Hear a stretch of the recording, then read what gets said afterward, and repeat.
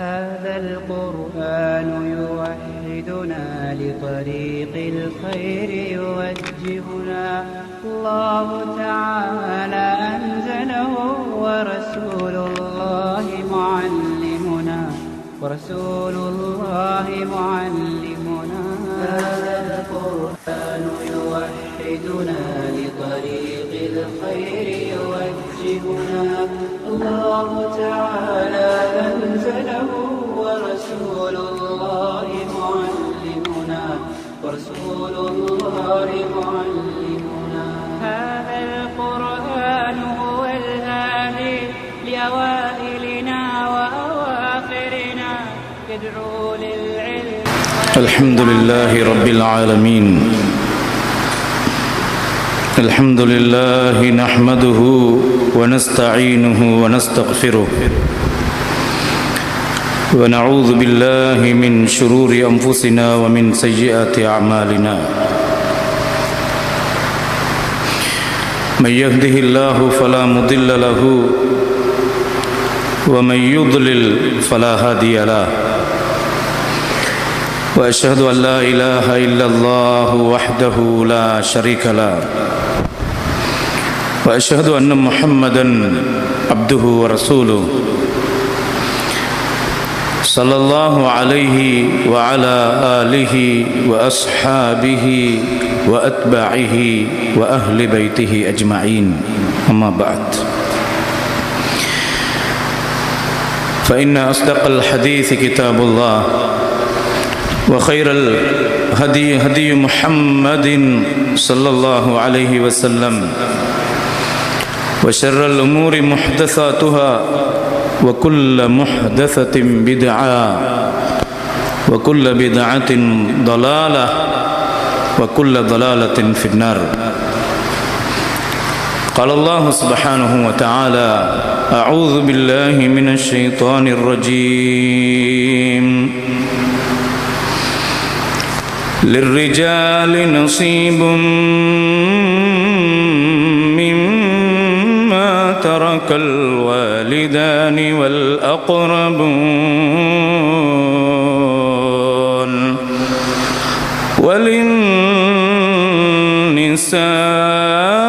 وللنساء نصيب مما ترك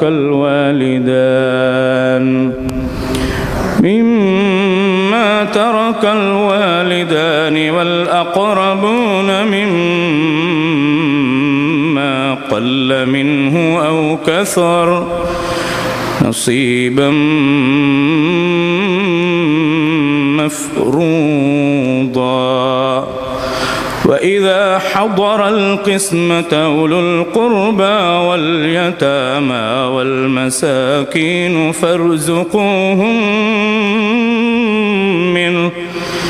فارزقوهم منه وقولوا لهم قولا معروفا.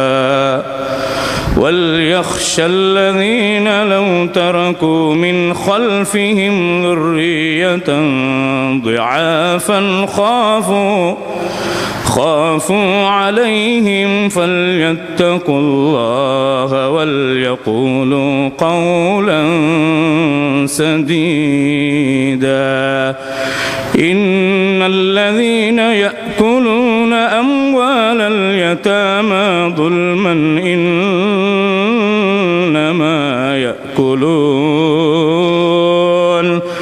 إنما يأكلون في بطونهم نارا وسيصلون سعيرا.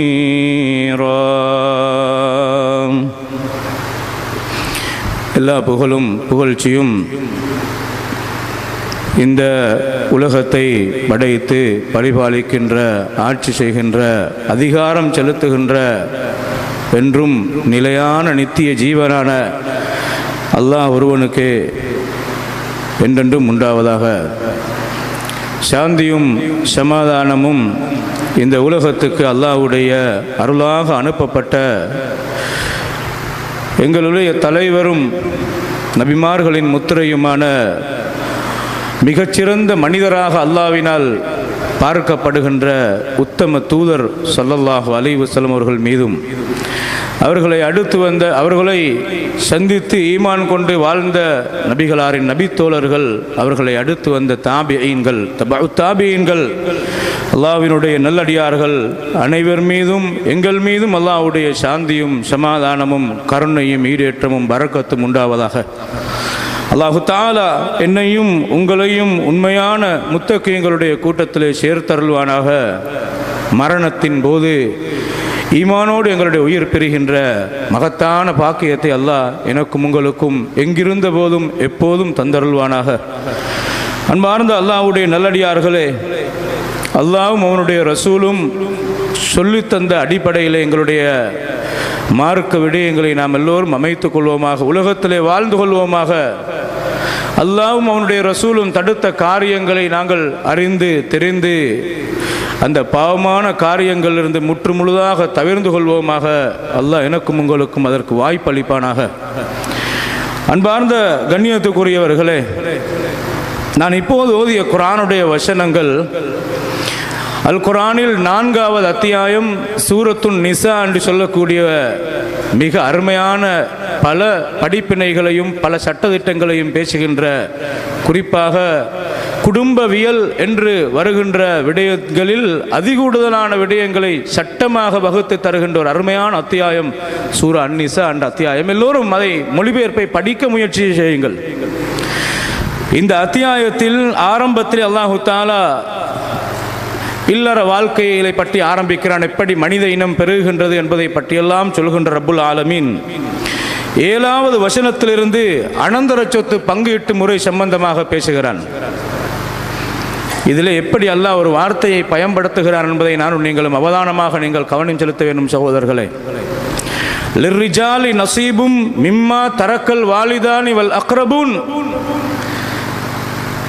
பிள்ளைகளாக வாழுகின்றவர்கள், அவர்களுடைய தாயும் தகப்பனும் அல்லது குடும்பத்தவர்கள் யாராவது மௌத்தாகுகின்ற போது அவர்கள் சொத்துக்களை வைத்து விட்டு செல்கிறார்கள் என்றால் அந்த விட்டு செல்கின்ற சொத்துக்கள் ஒன்றையும் யாரும் கபருக்கு எடுத்து போவதில்லை.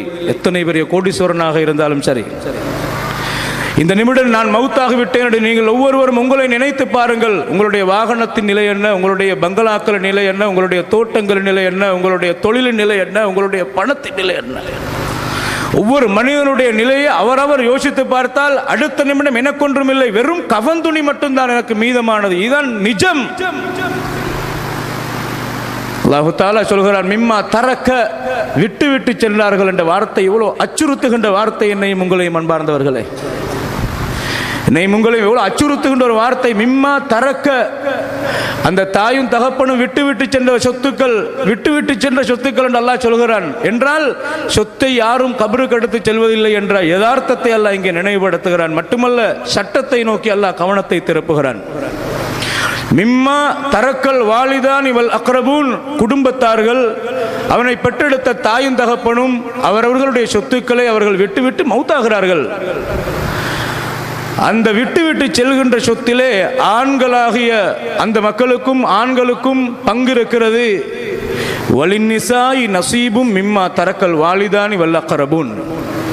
அந்த தாயும் தகப்பனும் அதே நேரத்தில் அவர்களுடைய குடும்பத்தார்கள் விட்டு சென்ற சொத்துக்களில் அந்த பெண் பிள்ளைகளுக்கும் பங்குண்டு, பெண்களுக்கும் பங்குண்டு என்று அல்லாஹ், ஆண்களுக்கும் பங்கு இருக்கிறது, அனந்தர சொத்தில் பெண்களுக்கும் பங்கு இருக்கிறது என்று அல்லாஹ் பெண்களுடைய உரிமையை இஸ்லாம் எவ்வளவு பாதுகாத்திருக்கிறது என்ற அந்த உண்மையை இந்த குர்ஆனுடைய ஆயத்து இறங்குகின்ற காலத்தில் ஜாஹிலிய சித்தாந்தங்களில் பெண்களுக்கு எந்த பங்குமே கொடுக்கப்படக்கூடாது, ஆண்களுக்கு மட்டும்தான் அனந்தர சொத்தில் பங்கிருக்கிறது என்று வாதிட்டு நடைமுறைப்படுத்திய காலத்தில் இந்த ஆயத்தை அல்லாஹு தஆலா இறக்குகின்ற நேரத்தில் தான் இந்த ஆயத்துடைய பெருமதி வெட்ட வெளிச்சமாக இருக்கிறது அன்பார்ந்தவர்களே. எனவே அந்த ஆண்களுக்கு அனந்தர சொத்தில் பங்கிருக்கிறதை போல பெண்களுக்கும் அனந்தர சொத்தில் பங்கிருக்கிறது என்று அல்லாஹ் சொல்லிவிட்டு மிம்மா கல்ல, அந்த பங்கு கொஞ்சமாக இருந்தாலும் சரியே, அவு கசுர அல்லது அதிகமாக இருந்தாலும் சரியே, இங்கே அல்லாஹ் கொஞ்சமாக இருந்தாலும் சரியே என்ற பகுதியை முற்படுத்த இருக்கிறதையும் நுட்பமாக பார்க்கலாம் சகோதரர்களே. அது கொஞ்சமாக இருந்தாலும் சரி, மிச்சமாக இருந்தாலும் சரி, பங்கின் உரிமையாளர் ஆணாக இருக்கலாம், பெண்ணாக இருக்கலாம், பங்கு போய் சேர வேண்டும் என்ற செய்தி அல்லாஹு தஆலா சொல்கிறான். ஏன் தெரியுமா? நசீபம் மஃப்ரூதா, இது அல்லாஹ் வகுத்த பங்கு, இது கட்டாயம் போக வேண்டியது என்று அல்லாஹு தஆலா அனந்தர சொத்து பங்கீட்டு முறையை பற்றி இந்த ஆயத்தில் சொல்கிறதை மிக அருமையாக பார்க்கலாம். கண்ணியத்துக்குரிய அன்பார்ந்த அல்லாஹ்வுடைய நல்லடியார்களே, சொத்து என்பது சாதாரணமான விஷயம் அல்ல. ஒவ்வொருவருக்கும் ஏதாவது ஒரு சின்ன தொகை என்றாலும் அந்த சொத்திலே பங்கு உள்ளவர்களாகத்தான் உலகத்தில் ஒவ்வொருவரும் வாழுகிறார்கள். ஆனால் தனக்கு வரவேண்டிய பங்கை நான் விட்டுக் கொடுக்கிறேன் என்று பெருந்தன்மையோடு விட்டுக் கொடுத்தால் அது வித்தியாசமானது, அது அவருடைய உரிமை. ஆனால் பங்குகள் போகாமல் பறிக்கப்படுமாக இருந்தால் அந்த வேலையை செய்தவர் அநியாயக்காரராக அல்லாஹ்வின் பார்வையிலே கருதப்படுகிறார் என்ற உண்மையைத்தான் நானும் நீங்களும் இங்கே விளங்கிக் கொள்ள வேண்டும் அன்பார்ந்தவர்களே. அனந்தர சொத்து பங்கீட்டு முறையில் இல்மிலே மறக்கடிக்கப்படுகின்ற, மறந்து போகின்ற அறிவுகளில் ஒன்றாக நபி ஸல்லல்லாஹு அலைஹி வஸல்லம் அவர்கள் சொன்னார்கள், இந்த அனந்தர சொத்து பங்கீட்டு முறை சம்பந்தமான அறிவு காலத்தால் மறக்கடிக்கப்படுகின்ற அல்லது மறந்து வாழுகின்ற அல்லது நடைமுறைப்படுத்தாமல் இருக்கின்ற ஒரு அறிவாக இருக்கிறது என்று சொன்னார்கள். உண்மைதான். எத்தனை குடும்பங்களுக்குள்ளே அல்லாஹ்வுடைய சட்டத்தை அடிப்படையாக கொண்டு வாப்பாவுடைய சொத்து பங்கு வைக்கப்படுகிறது. எத்தனை குடும்பங்களுக்குள்ளே ஆண்களே, உங்களுக்கு இந்த வீட்டிலே இவ்வளவு உரிமை இருக்கிறது, இவ்வளவு பங்கு இருக்கிறது, அனந்தர சொத்து பங்கீட்டின் அடிப்படையிலே உனக்கு இவ்வளவு பங்கு இருக்கிறது, உனக்கு இவ்வளவு பங்கு இருக்கிறது. இல்லை, நான் அது எனக்கு இவ்வளவு பங்கு இருக்கிறதா, அப்படியா, நான் எனக்கு சொத்து இருக்கிறது, நான் என்னுடைய சொத்தை நான் இன்னாருக்கு விட்டுக் கொடுக்கிறேன் என்று சொல்கின்ற அளவுக்கு எத்தனை குடும்பங்கள் இந்த தெளிவு கொடுக்கப்படுகிறது. சொத்து சாதாரணமான விடயம் அல்ல. நபி ஸல்லல்லாஹு அலைஹி வஸல்லம் அவர்கள் சொன்னார்கள், மனிகத்தத ஹக்கம்ரி முஸ்லிமின் பியமீனி, பொய் சத்தியங்களை சொல்லி பொய்யாக வழக்காடி வாதங்களை முன்வைத்து பொய்யான இந்த ஒப்பினைகளை எல்லாம் வைத்து வாதங்களுக்கு மேல் வாதங்கள் எல்லாம் வைத்து எத்தனை லோயர்களை பிடிக்கலாம். அல்லாஹ்வுடைய பார்வையிலே நீதம் என்றும் நீதமான உண்மை உண்மைதானது. எனவே அந்த மாதிரியான பொய் சத்தியங்களை சொல்லி யாராவது இன்னொரு மனிதனுடைய உரிமையை, ஹக்கை அநியாயமாக இவன் பலவந்தமாக எடுத்துக்கொள்வானாக இருந்தால் ஃபகத் அவுஜபல்லாஹு லஹுன் நார், அந்த மனிதனுக்கு அல்லாஹ் நரகத்தை வாஜிபாக்கி விடுகிறார் என்றார்கள் ஸல்லல்லாஹு அலைஹி வஸல்லம் அவர்கள். நரகத்தை வாஜிபாக்குகிறான். வாஜிபுடைய அடுத்த எதிர்மறையாக அல்லாஹ்வுடைய ரசூல் சொன்னார்கள், வஹர்ரம அலைஹில் ஜன்னா, சுவர்க்கத்தை அல்லாஹ் அவனுக்கு ஹராமாக்கி விடுகிறான். சுப்ஹானல்லாஹ். செய்கின்ற இபாதத்துகள், செய்த ஹஜ்ஜிகள், செய்த உம்ராக்கள், கொடுத்த தர்மங்கள், தொழுத தொழுகைகள், சுன்னத்தான இதர வணக்கங்கள் எல்லாம் இதற்கு மேலால் அந்த சொத்து தலைக்கு மேலால் நின்று நிலைத்து அல்லாஹ்விடத்திலே வாதம் புரிய ஆரம்பித்தால் மனிதர்களில் அதிகமானவர்கள் தோற்று போகின்ற சந்தர்ப்பங்கள் சொத்து விவகாரங்கள். கண்ணியத்துக்குரியவர்களே, அதனால் தான் நபி அவர்கள் சொன்னார்கள், ஒரு இந்த செய்தி யாரிடத்திலே சொல்கிறார்கள் ஸல்லல்லாஹு அலைஹி வஸல்லம் அவர்கள்? அமலிலே ஆர்வம் உள்ள, இபாதத்திலே அதீத ஆர்வம் காட்டிய சஹாபாக்களுக்குள்ளே நபிகளார் சொல்கிறார்கள், ஃபகத் அவுஜபல்லாஹு லஹுன் நார், இந்த மனிதனுக்கு அல்லாஹ் நரகத்தை வாஜிபாக்கி விடுகிறான். வஹர்ரம அலைஹில் ஜன்னா, சுவர்க்கத்தை அந்த மனிதனுக்கு அல்லாஹ் ஹராமாக்கி விடுகிறான். அச்சுறுத்தலான இந்த வார்த்தையை கேட்ட அல்லாஹ்வுடைய தூதரோடு இருந்த சஹாபாக்கள், கீழ வைன்கான செய்யன் யசீரன் யா ரசூலல்லாஹ், அல்லாஹ்வுடைய ரசூலே, ஒரு அற்பமான, ஒரு பெருமதி இல்லாத, ஒரு சிம்பிளான சின்ன விஷயம் உண்டா? அந்த ஒரு சின்ன ஒரு பொருளிலேயும் அடுத்தவனுடைய உரிமையை நாங்கள் எடுத்தால் அல்லாஹ் எங்களுக்கு நரகத்தை கட்டாயமாக்கி சுவர்க்கத்தை ஹராமாக்குகின்ற நிலைக்கு நாங்கள் தள்ளப்படுவோமா? ஒரு சின்ன பொருளாக இருந்தாலும் என்று கேட்டார்கள்.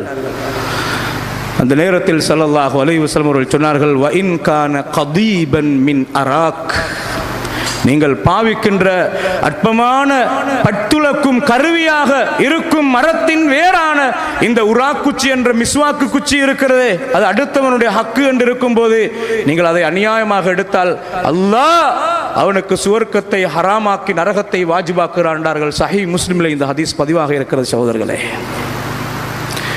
ஏக்கர் கணக்கில் தோட்டங்கள், பேச்சஸ் கணக்கில் தோட்டங்கள், வீடுகளில் பலவந்தமாக இடம் பிடித்து அதிகாரம் செலுத்துகின்ற அந்த போக்குகள், எனக்கு இவ்வளவு பங்கு தர வேண்டும், இல்லாவிட்டால் நான் மாப்பிள்ளை வரமாட்டேன் என்று அடம்பிடித்த அந்த பிடிவாதங்கள், இதெல்லாம் எவ்வளவு பெரிய கேள்விக்குறிகள் மறுமையோடு பார்க்கின்ற போது அன்பார்ந்தவர்களே.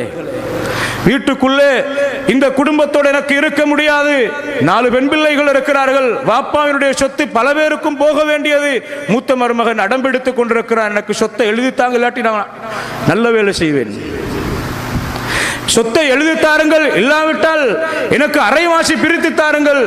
மூத்த மகளை நீ திருமணம் முடித்திருக்கிறாய், 2வது 3வது இன்னும் திருமணம் முடிப்பதற்கு 3 பிள்ளைகள் இருப்பார்கள், இந்த நேரத்தில் இவன் அடம்பிடிக்கிறான்.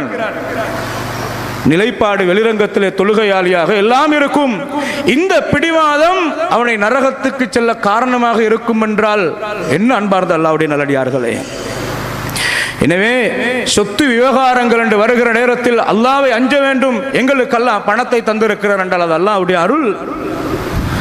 நாங்கள் சாதாரணமாக சின்ன ஒரு தொழிலாளியாக இருந்தாலும் சதக்காக்கள் கொடுக்கிற பண்பாடு எங்களிடத்தில் இருக்க வேண்டும். அல்லாஹ் எங்களிடத்தில் கேட்பான். ஏனென்றால் ஒரு நேர சாப்பாட்டுக்கு வழி இல்லாதவன் திடீரென்று வருவான்.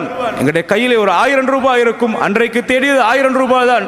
ஒரு 200 ரூபாய் என்றாலும் கொடுக்கிற மனம் உள்ளவனாக நானும் நீங்கள் வாழ வேண்டும் அன்பார்ந்தவர்களே.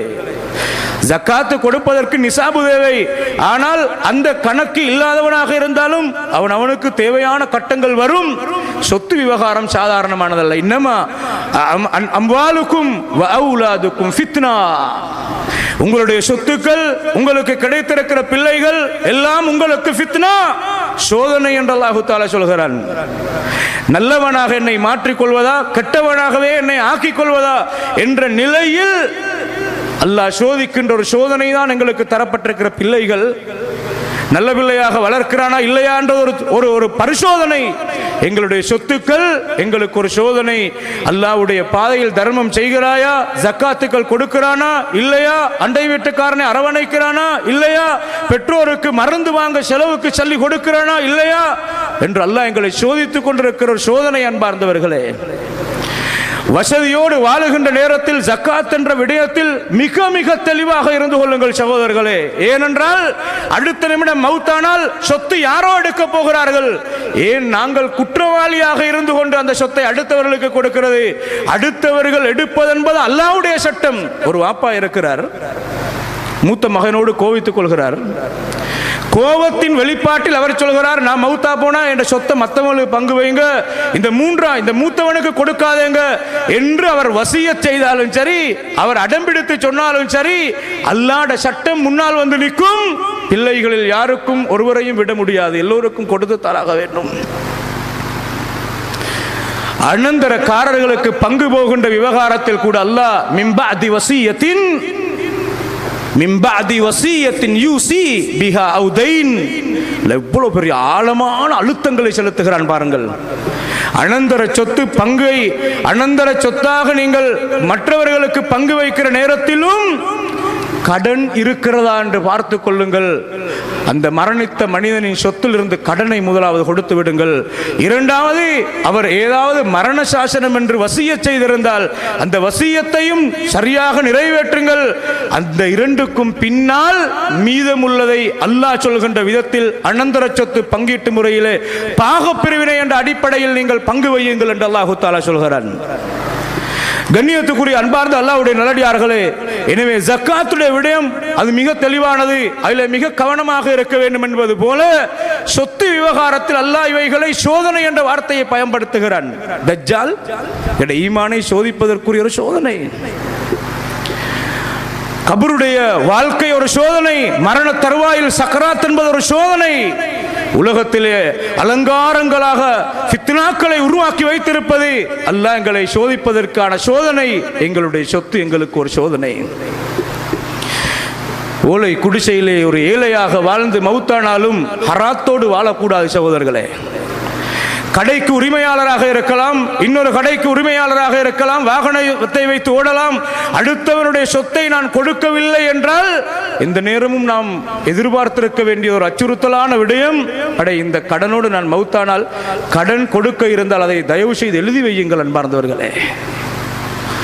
எனவே இந்த விவகாரத்தில் அனந்தர சொத்து பங்கீட்டு முறை என்ற அடிப்படையில் சொத்துக்களை அநியாயமாக எடுப்பது என்பது ஒரு நாகரிகமாக பார்க்கப்படுகிறது. ஒருவனின் பொருள் திருடப்படுகிறது, திருடியவன் கையும் மையுமாக அகப்பட்டுக் கொண்டான், குற்றவாளியாக பார்க்கப்படுகிறான். இன்னொருவன் பகிரங்கமாக அடுத்தவனை ஏமாற்றி வியாபாரம் செய்திருக்கிறான், அவன் பாதிக்கப்பட்டிருக்கிறான், இவன் பணத்தை வைத்துக் கொண்டு ஆடுகிறான். ஆனால் அதுவெல்லாம் பகிரங்கமாக ஏமாற்றியவன் என்ற நிலை, அவனை ஒரு குற்றவாளியாக சமூகம் பார்க்கிறதை பார்க்கலாம். கண்ணியத்துக்குரியவர்களே, ஆனால் இந்த பலவந்தமாக அடுத்தவர்களுக்கு இருக்கிற சொத்தை பலவந்தமாக குடும்பங்களுக்குள்ள திருமணம் என்ற பெயரில் எடுக்கிறதை, அது நாகரீகமாக பார்க்கப்படுகிறதை பார்க்கலாம் அன்பார்ந்தவர்களே. எனவே பிள்ளைக்கு வர வேண்டிய சொத்தை வாப்பா எடுத்தாலும் வாப்பா குற்றவாளிதான். பிள்ளைகளுக்கு வர வேண்டிய சொத்தை உம்மா எடுத்தாலும் உம்மா குற்றவாளிதான். இந்த பிள்ளைகள் பொருந்திக் கொள்ளாவிட்டால், எனவே லிர்ரிஜாலி நஸீபு மிம்மா தரக்கல் வாலிதான், வாப்பா உம்மா விட்டு விட்டு சென்ற சொத்துக்களில் ஆண்களுக்கு பங்கு இருக்கிறது, பெண்களுக்கும் பங்கு இருக்கிறது. கொஞ்சமாக இருந்தாலும் சரி, மிச்சமாக இருந்தாலும் சரி என்று அல்லாஹ் தஆலா சொல்கிறான். இன்றைக்கு நீங்கள் பாருங்கள், சாதாரணமாக ஒரு வாப்பா மௌத்தானா அந்த சொத்துக்கள் எல்லாத்தையும் அப்படியே பொம்பளை புள்ளைகளுக்கு மட்டும் கொடுத்துட்டு பார்க்கலாம். அந்த பெண்கள் பிள்ளைகளுக்கு கொடுக்கிறதாக இருந்தால் அதை பலவந்தமாக அது உங்களுக்குரியதுதான் என்று கொடுக்க முடியாது. ஆண்களுக்கும் பங்கு இருக்கிற நேரத்தில் அந்த ஆண்களுக்குரிய பங்கு காட்டப்பட வேண்டும் என்பார்ந்தவர்களே. நீ கொடுத்துத்தான் ஆக வேண்டும் என்று அந்த பெண் பிள்ளைக்கு கொடுக்கிற விவகாரத்தில் உரிமை அவனுடைய கையில் இருக்கிறது. எனக்கு தேவையில்லை, என்னுடைய தங்கைக்கு நான் கொடுத்து விடுகிறேன் என்றால் அது அவனுடைய உரிமை. இந்த உண்மை காட்டப்படாமல் வெறுமனே பெண் பிள்ளைகளுக்கு என்று மட்டும் கொடுக்கிறது என்பது, இந்த ஆண் ஒரு காலத்தில் கஷ்டப்படுகிற நேரத்தில் அவன் ஏங்கி அழுது கண்ணீர் விட்டு அழுது இந்த சொத்திலிருந்து ஒன்றுமே வாப்பாவுடைய சொத்திலிருந்து நமக்கு கிடைக்கவில்லையே என்ற ஏக்கம் அவனுக்கு வருமாக இருந்தால் அந்த கண்ணீர் அது ஆபத்தாக இருக்கும் மறுமை வாழ்க்கையில் இந்த வாப்பாட விஷயத்தில் சகோதரர்களே. ஏனென்றால் சாதாரணமான விடயம் அல்ல. அனந்தர சொத்து பங்கீட்டு முறை என்று வருகிற நேரத்தில் நாம் 3 விடயத்தை விளங்க வேண்டும். ஒன்று, வாப்பா மௌத்தாகிற நேரத்தில் அல்லது உம்மா மௌத்தாகிற நேரத்தில் அல்லது யாராவது மௌத்தாகிற நேரத்தில் எந்த மனிதனாக இருந்தால் அவனுடைய சொத்து அனந்தரமாக போவதற்குரிய வழிகள் இருக்கின்றன. திருமணம் முடித்தவன் அவன் மௌத்தானால் எந்த வழியில போக வேண்டும்? திருமணமே முடிக்காத ஒரு ஆண் மௌத்தாகிறான் சொத்துக்காரனாக, அந்த சொத்து யாருக்கு போக வேண்டும் என்ற சட்டம் இஸ்லாத்தில் மிக தெளிவாக சொல்லப்பட்டிருக்கிறது. யாருமே இல்லை என்றால் கூட அந்த சொத்து சும்முள்ளவர்களுக்கு போக இயலாது, கடைசியில் பைத்துல் மாலுக்கு போக வேண்டும் என்ற நிலைக்கெல்லாம் இஸ்லாம் சட்டம் சொல்லி இருக்கிறது. பெறுவதற்கு தகுதியானவர்கள் அவர்களுடைய பின்ன கணக்கின் அடிப்படையில் பெற வேண்டிய அந்த பங்குகளை அரைவாசியாக இருக்கும், சில பேருக்கு 3/2 இருக்கும், சில பேருக்கு 4/1 இருக்கும், சில பேருக்கு 8/1 இருக்கும், சில பேருக்கு 6/1 இருக்கும், சில பேருக்கு 3/1 இருக்கும். இந்த பின்ன கணக்கிலே அல்லாஹ் சட்டத்தை வகுத்திருக்கிறான். சில பேருக்கு பங்கு கிடைக்கிற நேரத்தில் சில பேர் தட்டிப்படுவார்கள். கண்ணியத்துக்குரியவர்களே, இந்த மாதிரி சட்டமெல்லாம் இருக்கிற நிலையில் ஒருவருடைய சொத்து அவர் மௌத்தாகிற நேரத்தில் இருந்தால் பாகப்பிரிவினை என்ற அடிப்படையில் இந்த முறையில் பங்கு வைக்கப்பட வேண்டும். இன்னும் சில முறைகள் இருக்கின்றன. ஒருவருடைய சொத்தை பொறுத்தவரையில் வாப்பா இடத்தில் சொத்து இருக்கிறது, அவர் ஹயாத்தோடு இருக்கிற நேரத்தில் தன்னுடைய பிள்ளைகளுக்கு அதை பகிர வேண்டும் என்று விரும்புகிறார். அவருடைய உரிமை அவருக்கு தாராளமாக பகிரலாம். பாகப்பிரிவினை என்ற அடிப்படையில் அனந்தர சொத்து பங்கீட்டு முறையின் அடிப்படையில் அதை பங்கு வைப்பதாக இருந்தால் ஆணுக்கு 2 பெண்ணுக்கு 1 என்ற அடிப்படையில் அல்லாஹ் தஆலா சட்டத்தை வகுத்திருக்கிறான். வாப்பா உயிரோடு இருக்கிற நேரத்தில் அவர் தன்னுடைய சொத்தை எடுத்து பிள்ளைகளுக்கு மத்தியிலே பகிர்வதாக இருந்தால் இதை அன்பளிப்பு என்று சொல்கிறோம். இந்த அன்பளிப்பின் அடிப்படையில் கொடுப்பதாக இருந்தால் ஆண்களுக்கும் பெண்களுக்கும் சமமாக கொடுக்க வேண்டும், எல்லோருக்கும் கொடுக்க வேண்டும். கண்ணியத்துக்குரியவர்களே, சில நேரங்களில் மதிப்பீடு செய்ய முடியாத அளவுக்கு ஒன்று பெருமதியாக இருக்கும். இந்த இடத்துல உள்ள தோட்டத்தை அந்த மகளுக்கு கொடுக்கிறோம், இந்த இடத்துல தோட்டத்தை இன்ன மகளுக்கு கொடுக்கிறோம், இந்த இடத்தை இன்னும் மகனுக்கு கொடுக்கிறோம் என்று சொல்கிற நேரத்தில் சில பாரபட்சங்கள் வரும். அந்த நேரத்தில் வாப்பா பிள்ளைகளை அழைத்து, நான் இப்படி பகிர்ந்தளித்திருக்கிறேன், அல்லாஹ்வுக்காக நீங்கள் பொருந்திக் கொள்கிறீர்களா? மனம் விட்டு பேச வேண்டிய ஒரு நிர்பந்தமான ஒரு சட்டம் அன்பார்ந்தவர்களே. ஏனென்றால் அந்த பாதிப்பு வந்துடக்கூடாது. நுஅமான் இப்னு பஷீர் ரலியல்லாஹு அன்ஹு அவர்கள், நுஅமான் ரலியல்லாஹு அன்ஹு அவர்கள் ஒரு பிள்ளை, ஒரு சாதாரண பையனாக இருக்கிற நேரத்தில் அவருடைய வாப்பா பஷீர் ரலியல்லாஹு அன்ஹு அவர்கள், பல பிள்ளைகள் அவர்களுக்கு இருக்கிற நேரத்தில் இந்த பிள்ளைக்கு மட்டும் அவர் அன்பளிப்பு ஒன்றை கொடுத்து விட்டார். நுஅமானுக்கு மட்டும் கொடுத்து விட்டார். ஹதீஸிலே வருகிறது, ஒரு அடிமையை கொடுத்து விட்டார். கண்ணியத்துக்குரியவர்களே, அம்ரா என்று சொல்லக்கூடிய அம்ரா பின்து ரவாஹா என்று சொல்லக்கூடிய அந்த பஷீர் ரலியல்லாஹு அன்ஹுடைய மனைவி சொன்னார், கணவரை பார்த்து, நீங்கள் கொடுத்த இந்த பங்கை என்னால் ஏற்றுக்கொள்ள முடியாது, எனக்கு பல பிள்ளைகள் இருக்கிறார்கள், இந்த நுமானுக்கு மட்டும் நீங்கள் கொடுத்திருக்கிறீர்கள், மற்றவர்களுக்கெல்லாம் கொடுக்காம இந்த பிள்ளைக்கு மட்டும் நீங்கள் கொடுத்திருக்கிறீர்கள், இந்த பங்கு நியாயமா இல்லையா என்பதற்கு அல்லாஹ்வுடைய ரசூலை நீங்கள் சாட்சியாக வைத்தால் நான் இதை ஏற்றுக்கொள்கிறேன். சஹீஹுல் புகாரில் இந்த ஹதீஸ் பதிவாகிறது. உடனே அல்லாஹ்வுடைய ரசூல் ஸல்லல்லாஹு அலைஹி வஸல்லம் இடத்தில் பஷீர் ரலியல்லாஹு அன்ஹு அவர்கள் வருகிறார்கள். அல்லாஹ்வுடைய ரசூலே, என்னுடைய மனைவி அம்ரா எனக்கு உங்களிடத்தில் உங்களை இந்த விவகாரத்தில் சாட்சியாக வைக்குமாறு சொன்னார்கள். என்ன விவகாரம் என்று கேட்டார்கள். அல்லாஹ்வுடைய ரசூல் ஸல்லல்லாஹு அலைஹி வஸல்லம் கேட்டார்கள், அலக வலதுன் சிவாஹு, இந்த நுமானோட சேர்த்து இன்னும் பல பிள்ளைகள் உங்களுக்கு இருக்கிறார்களா என்று கேட்டார்கள். நாம் யா ரசூலல்லாஹ், எனக்கு இன்னும் பிள்ளைகள் இருக்கிறார்கள். அகுல்ல வலதிக நஹல்தஹு மிஸ்லமா நஹல்த நுமான், இந்த நுமானுக்கு நீங்கள் கொடுத்த மாதிரி மற்ற பிள்ளைகளுக்கும் நீங்கள் கொடுத்தீர்களா என்று கேட்டார்கள். இல்லை யா ரசூலல்லாஹ். அப்படியா, இதன் ஃபலா துஷ்ஹித்னி அலா ஜௌர், என்னை அநியாயத்துக்கு நீங்கள் சாட்சியாக வைக்க வேண்டாம், ஏனென்றால் நான் அநியாயத்துக்கு சாட்சியாக இருக்க மாட்டேன் என்று ஸல்லல்லாஹு அலைஹி வஸல்லம் அவர்கள் சொன்னார்கள். கொடுத்ததை அப்படியே மீட்டி எடுத்தார்கள் பஷீர் ரலியல்லாஹு அன்ஹு அவர்கள். இன்னும் ஒரு வார்த்தை சொன்னார்கள் ஸல்லல்லாஹு அலைஹி வஸல்லம், தக்குல்லாஹ், நீங்கள் அல்லாஹ்வை பயந்து கொள்ளுங்கள், வ அதிலு ஃபி அவுலாதிக்கும், உங்களுடைய பிள்ளைகள் மத்தியில் நீதமாக நடந்து கொள்ளுங்கள், ஒருவருக்கு கொடுத்துவிட்டு இன்னொருவருக்கு கொடுக்காத நிலைக்கு நீங்கள் தள்ளாதீர்கள் என்றார்கள் ஸல்லல்லாஹு அலைஹி வஸல்லம் அவர்கள். எனவே சொத்தை வாப்பா உயிரோடு இருக்கிற நேரத்தில் கொடுத்து முடிப்பதாக இருந்தால், எழுதி முடிப்பதாக இருந்தால் முடிக்கலாம், அது அன்பளிப்பு. அதே நேரத்தில் பிற்காலத்தில் அவர்களுக்கு இருக்கிறது என்ற வார்த்தை பயன்படுத்தப்படுமாக இருந்தால் அது கூடாது. கண்ணியத்துக்குரியவர்களே, இல்ல மருமகனால பிரச்சனை, அவன் வித்துக் கொள்வானோ தெரியாது, என்ன நம்பிக்கை இருக்கிறது, யார நம்பிக்கை இருக்கிறது, இந்த சர்ச்சையில சில நேரங்களில் மகளுக்குத்தான் இந்த ஊடு, மகனுக்குத்தான் இந்த ஊடு, ஆனாலும் இப்பவே கொடுக்கிறது இல்ல, நான் வாழும் வரைக்கும் இருந்துட்டு ஏண்ட பிற்காலம் அவருக்கு அப்படி என்று எழுதுகிற வார்த்தை பிரயோகம் சட்டத்தோடு மோதுகிறது. சகோதரர்களே, இது கசப்பாக இருக்கும், இதுதான் உண்மை. ஏன் அது சட்டத்தோடு மோதுகிறது என்றால், மரணத்துக்கு பின்னால் சம்பந்தப்படுத்தி ஒரு சொத்தை ஒருவருக்கு சேர்க்கின்ற விவகாரத்துக்கு தான் அரபியிலே சொல்வது வசியத், மரண சாசனம். இந்த மரண சாசனம் என்ற விவகாரத்தை ஸல்லல்லாஹு அலைஹி வஸல்லம் அவர்கள் சொல்லும்போது, அலா லா வஸியத லிவாரிசின், யாரெல்லாம் தனக்கு அனந்தரக்காரர்களாக அல்லாஹ்வுடைய சட்டத்தின் அடிப்படையில் மௌத்தா போனால், இப்ப பாப்பா மௌத்தானால் அதில் மிக முக்கியமாக பிள்ளைகள் அனந்தரக்காரர்களாக வருவார்கள். எப்போதும் விடுபடாமல் யாருக்கும் அனந்தரக்காரர்களாக வரக்கூடியவர்கள் 6 பேர் இருக்கிறார்கள். அவர்களுடைய பிள்ளைகள் ஆம்பளை புள்ள பொம்பளை புள்ள. அதே நேரத்தில் மௌத்தா போனவருடைய உம்மாவும் வாப்பாவும் உயிரோடு இருந்தால் அவர்கள் அனந்தரக்காரர்களாக வருவார்கள். கணவன் மௌத்தானால் மனைவி கட்டாயம் அனந்தரக்காரியாக வருவாள். அதே நேரத்தில் மனைவி மௌத்தானால் கணவன் அனந்தரக்காரராக வருவார், பங்குதாரிகள். எனவே இப்படியானவர்கள். இதே நேரத்தில் பெண் பிள்ளைகள் மட்டும் இருக்கிறார்கள், வாப்பா இல்லை, வாப்பாவும் ஆம்புல பிள்ளைகளும் இருக்குமாக இருந்தால் மரணித்தவரின் சகோதர சகோதரிமாருக்கு பங்கு போகாது. நான் இதை ஏன் சொல்கிறேன் தெரியுமா? எல்லாத்தையும் உங்களால் கிரகித்துக் கொள்ள முடியுமா முடியாதா என்பதை விட இஸ்லாத்தில் இவ்வளவு ஒரு பெரிய விடயம் இருக்கிறது.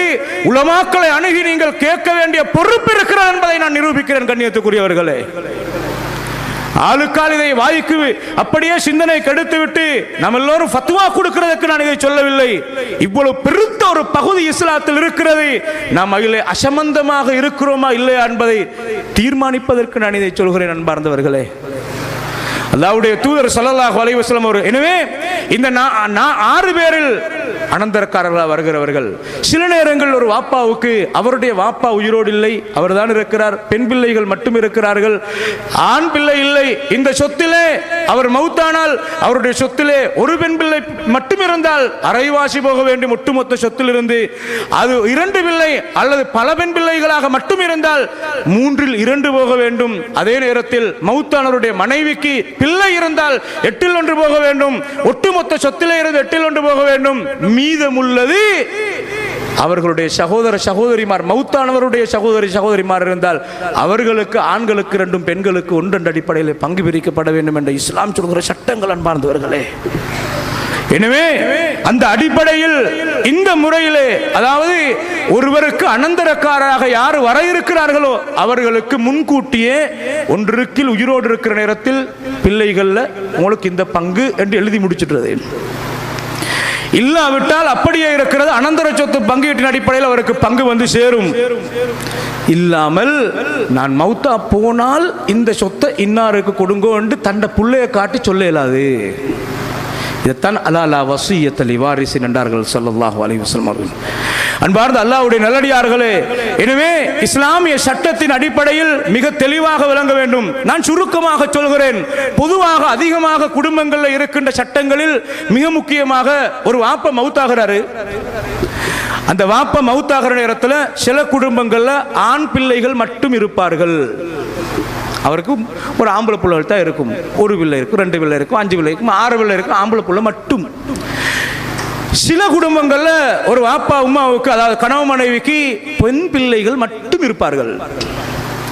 இன்னும் சில குடும்பங்கள்ல ஆண் பிள்ளையும் பெண் பிள்ளையும் மிக்ஸ் ஆகி கலந்து இருப்பார்கள். சகோதரர்களே, இந்த நேரத்தில் அந்த வாப்பா மௌத்தானால், அந்த வாப்பா, அதாவது அந்த பிள்ளைகளுடைய வாப்பா மௌத்தானால், அவர் மௌத்தான் உடனே செய்ய வேண்டிய காரியங்கள், அவருடைய சொத்திலிருந்து அவருடைய கடன் இருந்தால் கடனை கொடுத்து முடிக்க வேண்டும்.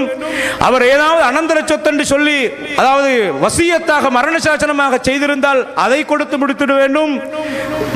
மீதம் உள்ளதில் இருந்து இந்த பிள்ளைகளுக்கு பங்கு வைக்கிற நேரத்தில் பிள்ளைகள் இருந்தால் அல்லாஹ்வுடைய சட்டம் அந்த மௌத்தானவருடைய மனைவிக்கு 8 போக வேண்டும்.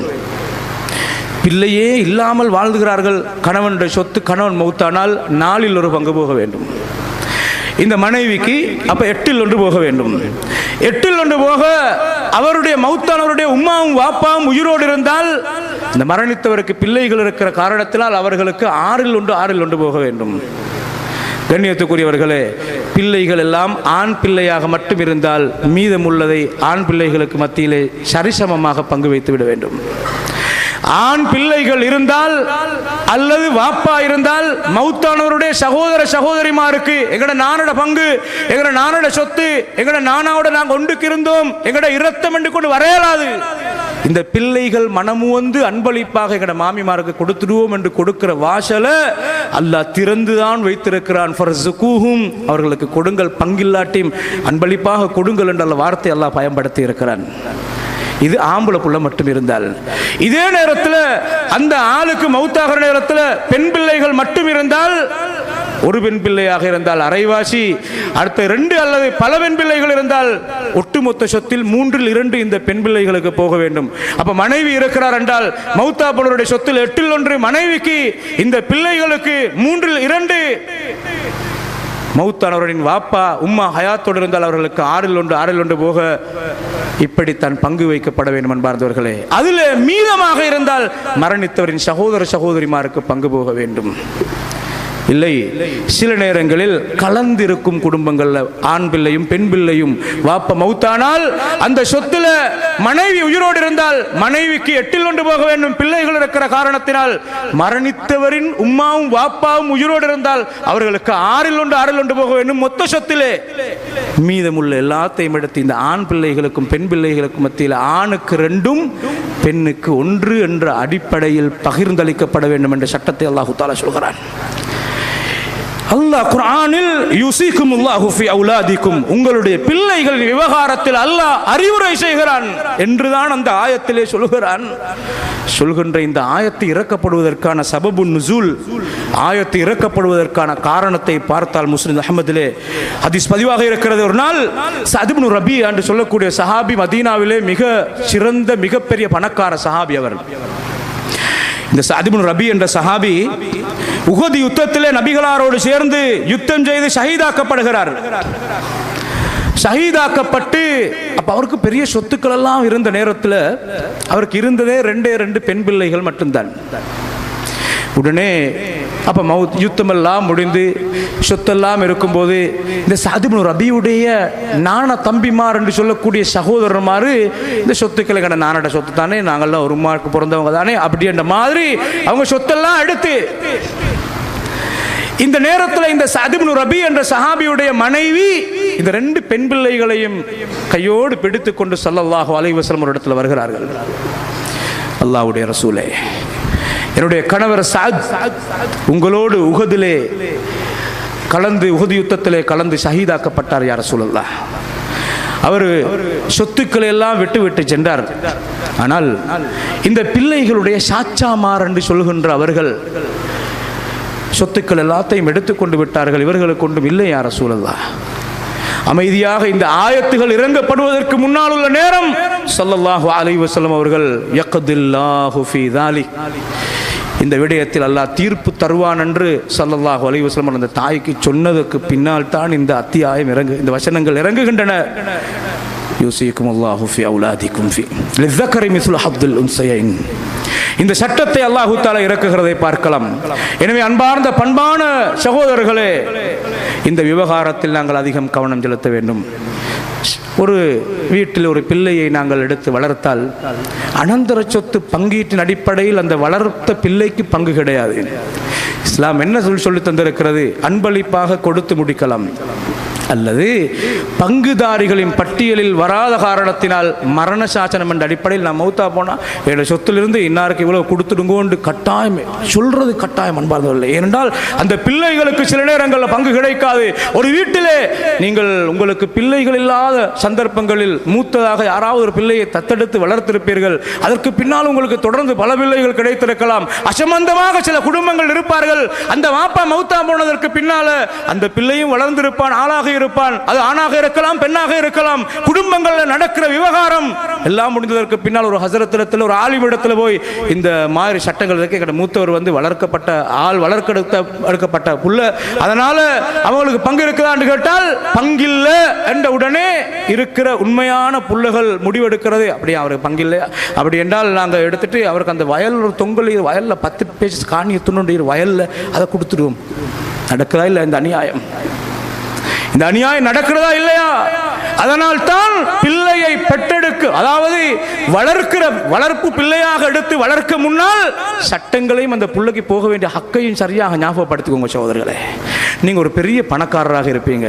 சில நேரங்களில் உங்களோட ஆம்பளை புள்ள எல்லாம் இருந்தால், சில நேரங்களில் நீங்கள் மௌத்தா போனால் உங்களோட பங்குல உங்களோட சகோதரிமாருக்கு பங்கு வராது. அப்படியான கட்டத்தில் சில நேரங்களில் சட்டத்தின் அடிப்படையில் உங்களோட புள்ளைகள் உங்களோட உணர்வோடு சில நேரங்களில் பார்ப்பார்கள், பார்க்காமல் இருப்பார்கள். ஆனால் எங்களோட புறவிகளோட உறவுகளை எங்களோட பிள்ளைகளுக்கு கட்டாயம் நாங்கள் மாமியார், சாட்சியார் காட்டி கொடுக்கணும் சகோதரர்களே. நாங்கள் எவ்வளோ பணம் இருந்தாலும் குடிசையில் வாழ்ற மாமி இருந்தால் காட்டி கொடுங்க சகோதரர்களே. அதே நேரத்தில் அனந்தர சொத்துல பங்கு வராது என்று இருந்தால் நாங்கள் வசியத்தாக செய்கிறது, நான் மௌத்தா போனால் இந்த தங்கச்சிக்கு இவ்வளோ கொடுத்துருங்க, இந்த தங்கச்சிக்கு இவ்வளோ கொடுத்துருங்க, இவ்வளோ கொடுங்க வசிய செய்தால் மொத்தமாக எவ்வளோ செய்யலாம் என்று கேட்டால் ஒட்டுமொத்த சொத்தில் 1/3 தான் ஆக கூடினால் செய்யலும் என்ற செய்தியை ஸல்லல்லாஹு அலைஹி வஸல்லம் சொன்னார்கள். அல்லாஹ் என்னையும் உங்களையும் பொருந்திக் கொள்வானாக. ஆகிர் தஅவானா அல்ஹம்துலில்லாஹி ரப்பில் ஆலமீன்.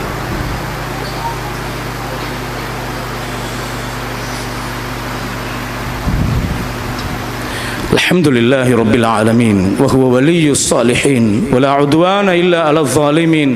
صلى الله وسلم على حبيبنا ورسولنا محمد بن عبد الله وعلى آله وأصحابه وأتباعه وأهل بيته أجمعين. أما بعد. அன்பார்ந்த சகோதரர்களே, ஒரு நாள் சஅத் இப்னு அபி வக்காஸ் ரலியல்லாஹு அன்ஹு அவர்கள் மிகப்பெரிய பணக்காரர், சுவர்க்கத்தை கொண்டு நன்மாராயம் சொல்லப்பட்ட ஒரு மூத்த சஹாபி ஹஜ்ரத் சஅத் இப்னு அபி வக்காஸ் ரலியல்லாஹு அன்ஹு அவர்கள் மக்காவிலே நோய்வாய்ப்பட்டிருக்கிற நேரத்தில் நபி அவர்கள் நோய் விசாரிப்பதற்காக போகிறார்கள்.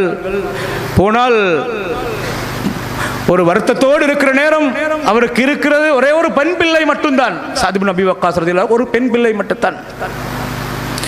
இந்த நேரத்தில் ஸல்லல்லாஹு அலைஹி வஸல்லம் நோய் விசாரிக்க போன உடனே மறுமைக்காக வாழ்ந்த ஒரு அருமையான மனிதர் சஅத் இப்னு அபி வக்காஸ் ரலியல்லாஹு அவர்கள் சொன்னார்கள், ஊசி பிமாலி குல்லி, அல்லாஹ்வுடைய ரசூலே, எனக்கு ஒரு சொத்தும் தேவையில்லை யா ரசூலல்லாஹ், இருக்கிற எல்லா சொத்தையும் நான் அல்லாஹ்வுடைய பாதையில் வசிய செய்கிறேன், நான் மௌத்தா போனால் எல்லாம் அல்லாஹ்வுடைய பாதையில் தர்மம் செஞ்சு முடிச்சுடுங்க யா ரசூலல்லாஹ். அல்லாஹு அக்பர். ஸல்லல்லாஹு அலைஹி வஸல்லம் எவ்வளோ பெருமிதமான மனிதர் ஸல்லல்லாஹு அலைஹி வஸல்லம் அவர்கள், எவ்வளோ பண்பான, எவ்வளோ அன்பாக அரவணைத்தார்கள் பாருங்கள். ஸல்லல்லாஹு அலைஹி வஸல்லம் சொன்னார்கள், இல்லை அப்படி செய்யாதீங்க, நீங்கள் எல்லா சொத்தையும் நீங்கள் அப்படி கொடுக்காதீங்க, அல்லாஹ்வுடைய ரசூலே ஃபஷ்ஷத்ர், அப்படி என்றால் நான் என் சொத்தில் அறவாச அப்படியே அல்லாஹ்வோட பாதையில் தர்மம் செய்யுங்க யா ரசூலுல்லாஹ், வேண்டாம் என்று சொன்னார்கள். ஃபசுலுஸ், அப்படி என்றால் என்ற ஒட்டுமொத்த சொத்தில் 1/3 அல்லாஹ்வுடைய பாதையில் நான் மௌத்தானால் நீங்கள் கொடுத்து தர்மம் செய்து விடுங்கள் யா ரசூலுல்லாஹ். சதே அஸ்ஸுலுசு வஸ்ஸுலுசு கஸீர், 1/3 என்றாலும் அது ரொம்ப அதிகமாக இருக்கிறது. இந்த ஹதீஸை சொன்ன இப்னு அப்பாஸ் ரலியல்லாஹு அவர்கள் சொன்னார்கள், அது 4/1 இருந்தால் நல்லா இருக்குமே என்றதை தான் ஸல்லல்லாஹு அலைஹி வஸல்லம் சொன்னார்கள். சஹீஹுல் புகாரி. எனவே இந்த வார்த்தையை சொல்லிவிட்டு ஸல்லல்லாஹு அலைஹி வஸல்லம் சொன்னார்கள், இன்னக அன்ததஅ வரஸதக அக்னியா கைருன் மின் அன்ததஅஹும் ஆலத்தன் யதகஃபஃபூன அன்னாஸ். ஸல்லல்லாஹு அலைஹி வஸல்லம் சொன்னார்கள், உங்களோட பிள்ளைகளுக்கு சொத்துக்களை வச்சுட்டு போகிறது, அவங்கள அக்னியாக்களாக வசதி உள்ளவங்களாக வீடுகளோட காணிகள் இருக்குது, அவங்களுக்கு வாய்ப்புகளை கடைகளை இந்த மாதிரியான வாய்ப்புகளை அவங்களுக்கு ஏற்படுத்தி அவங்கள அடுத்தவன்ட்ட கை நீட்டுகிற நிலையில் வைக்காம தன்னிறைவோடு உங்களோட பிள்ளைகளை வச்சுட்டு போகிறது உங்களுக்கு மிகச்சிறந்தது சாதே என்றார்கள் ஸல்லல்லாஹு அலைஹி வஸல்லம் அவர்கள். அல்லாஹ்வுடைய பாதையில் தர்மம் செய்கிறதுல ஒன்றுதான் உங்களோட பிள்ளைகளுக்கு வைக்கிறது என்ற செய்தியை தான் சொன்னார்கள். எங்களால் முடியுமான கட்டங்களில் நாங்கள் பிள்ளைகளுக்கு என்ற சொத்துக்களை உருவாக்கி விட்டு போகிறதுன்றது அது மேலான ஒரு அமல். அதனால் ஜக்காத் ஒன்றும் கொடுக்காம பிள்ளைகளுக்கு மட்டும் வைக்கிறது என்ற அர்த்தம் அல்ல. எங்களோட ஜக்காத்துகளை கொடுக்கறதோடு நல்ல பணிகளை செய்கிறதோடு எங்களோட பிள்ளைகளுக்கு ஏதாவது ஒரு ஆத்திரமான ஒரு அவசரமான கட்டம் கட்டுப்படுத்தலாம், இதை சொத்தை வித்துத்தான் ஆகணும் என்ற நிலையில் கொஞ்சம் யோசிக்கணும். இதை இந்த டைமில் இப்படி வைக்க வேண்டாம், எங்களோட பிள்ளைகளுக்கு நாங்கள் வச்சுட்டு போவோம், நான் அடக்கிக் கொள்கிறேன் அப்படின்ற மாதிரி யோசிக்கிற நல்ல பண்பாடுகள் என்பதை ஸல்லல்லாஹு அலைஹி வஸல்லம் சொன்னார்கள். எனவே அன்பார்ந்த கண்ணியத்துக்குரியவர்களே, சொத்து விவகாரத்தில் அல்லாஹ்வை நாங்கள் பயந்து கொள்ள வேண்டும். அடுத்தவருடைய சொத்து என்று வரும்போது எந்த அளவுக்கு நபிகளார் சொன்னார்கள், மனிஸ்தரா சரிகத்தன் வஹுவ யஅலமு அன்னஹா சரிகா ஃபகத் இஷ்தரக ஃபீ இஸ்மிஹா வ ஆரிஹா என்றார்கள் ஸல்லல்லாஹு அலைஹி வஸல்லம். உங்கள் யாராவது ஒரு மனிதன் ஒரு பொருளை எடுத்து வருகிறான், அந்த பொருளை கொண்டு வருகிறது நன்றாக தெரியும் இது திருடப்பட்ட பொருள், சந்தையில் இருக்கிற விலையை விட குறைவான ஒரு விலையைத்தான் அடிக்கிறான், அடே எனக்கு இல்லை, நான் சல்லியை கொடுத்து தானே வாங்குறது, அவன் களவெடுத்த என்ன வழியில் நான் கேட்க தேவையில்லை, எனக்கு சின்ன விலைக்கு கிடைக்கிது நான் வாங்கிக் கொள்கிறேன் என்று களவெடுக்கப்பட்ட பொருள் என்று தெரிந்து கொண்டே வாங்கினால் அவனுடைய பாவத்திலையும் அவனுக்கு ஏற்படும் அவமானத்திலையும் இவன் பங்குதாரி என்றார்கள் ஸல்லல்லாஹு அலைஹி வஸல்லம். அல்லாஹு தஆலா மவுத் வரைக்கும் ஹலாலான உணவை உண்டு ஹலாலான வழியிலே தேடி நல்ல மனிதர்களாக ஈடேற்றமான அந்த பாக்கியங்களையும் பெறுகின்ற நல்ல மனிதர்களாக எங்களுக்கு மரணம் வருவதற்கு வாய்ப்பையும் எங்களுடைய வாழ்க்கையிலும் அல்லாஹு தஆலா பரக்கத் செய்வதருள்வானாக. எங்களுடைய பாவங்களை ரஹ்மானே நீ மன்னித்தருள்வாயாக. வ ஆகிரு தஅவானா அல்ஹம்துலில்லாஹி ரப்பில் ஆலமீன். அல்லாஹு அக்பர், அல்லாஹு அக்பர்.